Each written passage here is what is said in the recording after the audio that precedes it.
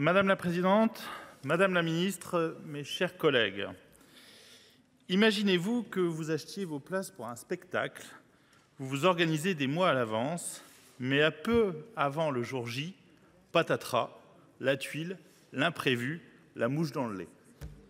Au regard des sommes en jeu, vous souhaitez trouver un moyen de remboursement, à défaut au moins une partie de la somme versée, quitte à vendre moins cher pour ne pas tout perdre et au moins en faire profiter quelqu'un d'autre. Vous retournez sur le site d'achat, aucun remboursement ou solution possible, et pire, les revendre à un particulier vous place dans l'illégalité. Chers collègues, eh bien, c'est du vécu il y a quelques années. Et c'est fort de cette expérience malheureuse que j'ai commencé à creuser le sujet et quelle ne fut pas ma surprise de découvrir que je n'étais malheureusement pas le seul. Et c'est d'ailleurs plus particulièrement chez les jeunes qui, pour pallier cette carence, utilisent les réseaux sociaux, les confrontant à un risque potentiel d'arnaque. C'est pourquoi tout s'est accéléré avec une simple question écrite, posée en juin dernier avec une certaine naïveté, je le reconnais, et qui à ce jour est restée sans réponse. Vous me direz, Madame la Ministre, que vous n'étiez pas en fonction à l'époque, et je profite et je tiens à vous remercier, vous et vos équipes, pour l'écoute et l'accueil apporté à ma démarche. À l'origine, mon interrogation portait simplement sur la revente de billets pour une manifestation sportive.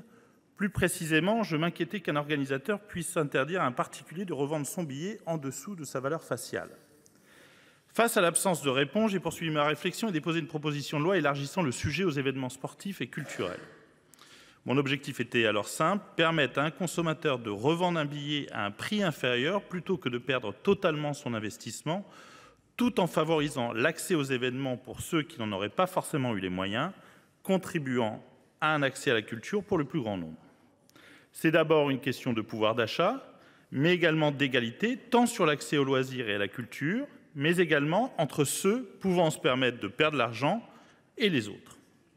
Cette proposition de loi visait à revoir l'article 313-6-2 du Code pénal qui interdit la revente de billets sans autorisation des organisateurs. En d'autres termes, sans leurs accords, aucune revente n'est possible. Cette initiative parlementaire a eu au moins deux mérites. D'un côté, mettre en lumière un sujet connu mais écarté, et de l'autre, de susciter des réactions des professionnels concernés. Si ma proposition était perfectible, et je le reconnais volontiers, les auditions menées ont révélé un point essentiel, le droit actuel n'est guère satisfaisant. En résumé, je peux vous dire que cette anecdote masque finalement d'importantes questions juridiques. Pour le consommateur, en cas d'imprévu, il ne peut revendre son billet sereinement. A l'inverse, il peut être victime de fraude sur les plateformes de revente, billets non valides, prix spéculatifs. Pour l'organisateur, quant à lui, la digitalisation a favorisé des pratiques déloyales, achat massif de billets pour les rendre plus chers, fraude, spéculation ou transfert, nuisant à leur image. Ces dérives ont d'ailleurs donné lieu à plusieurs contentieux dont la presse s'est fait largement l'écho. Les représentants de UFC Que Choisir avec qui j'ai échangé ont particulièrement insisté sur les risques de fraude et de spéculation nuisant aux consommateurs en les exposant à des prix artificiellement gonflés ou à des billets invalides. Un autre point d'alerte observé concerne le manque de transparence et les difficultés de référencement sur Internet. Face à la multitude de plateformes et à leur puissance en matière de référencement et de visibilité sur le web, comment les organisateurs peuvent-ils lutter et comment un consommateur de bonne foi peut-il s'y retrouver? Entre d'un côté, celles mandatées par les organisateurs et de l'autre, des sites frauduleux revendant des billets à des tarifs exorbitants. Cette confusion entretient un climat de défiance, voire d'insécurité pour les acheteurs. Face à ces constats, une des pistes suggérées lors de mes différents entretiens serait d'interdire la revente de billets au-dessus de leur valeur faciale et d'empêcher toute revente avant le lancement officiel de la billetterie. Ces mesures garantiraient une billetterie plus juste et transparente, protégeant les consommateurs et préservant les intérêts des organisateurs, évitant également le no-show.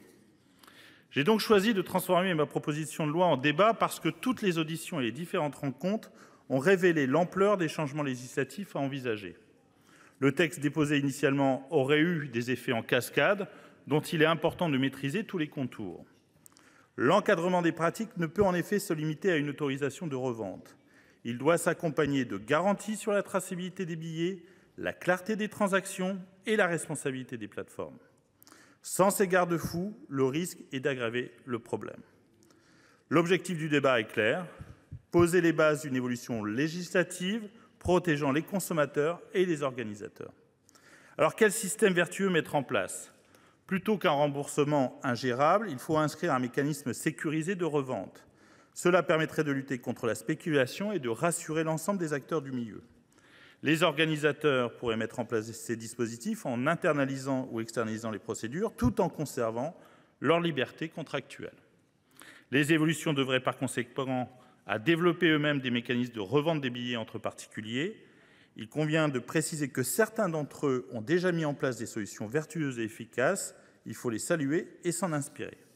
Car oui, les auditions menées ont aussi révélé la diversité des situations dans lesquelles se trouvent les organisateurs, avec d'importantes différences selon la taille de l'événement et le caractère sportif ou culturel de la manifestation en question. Ce qui n'est pas sans poser certaines difficultés pour le texte.